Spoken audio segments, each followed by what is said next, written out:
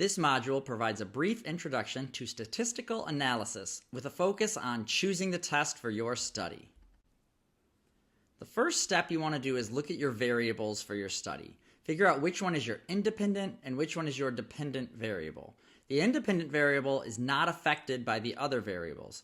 So if we use an example of a study that looks at how age affects the risk of basal cell skin cancer, age is the independent variable because it can affect your chance of getting a basal cell, but having a basal cell can't affect your age. The dependent variable can be changed or influenced by the independent variable. So going back to our example, development of a basal cell carcinoma is the dependent variable since it can be influenced by age. Then you want to further classify your variables as either quantitative or qualitative. Quantitative variables are also known as numerical variables. They can be continuous or discrete. So continuous variables are numbers with non-finite variables. So examples are age, height, weight, distance, things that you can break down into smaller and smaller pieces.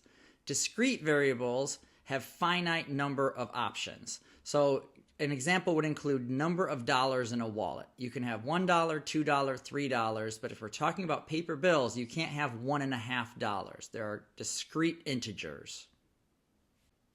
Qualitative variables describe categories of things. They can be nominal, which are groups without an inherent rank or order, like colors, blood type, political party.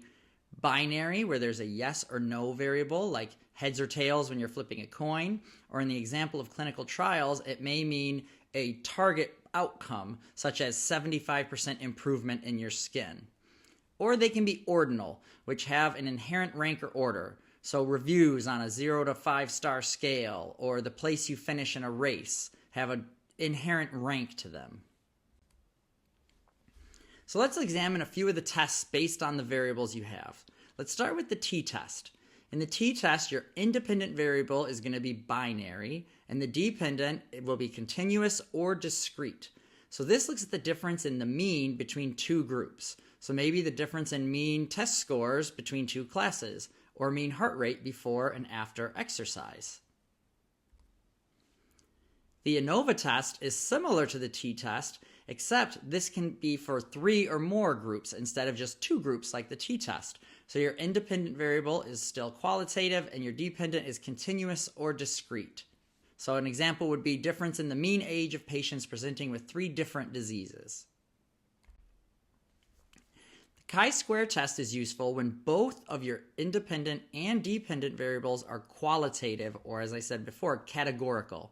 So it looks at the proportion of categorical outcomes. As an example, the proportion of patients who are adherent to different medications.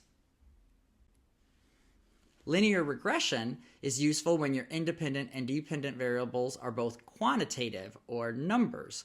So it predicts the value of the dependent variable based on the value of the independent variable. So how various doses of a drug change the percentage of skin clearance.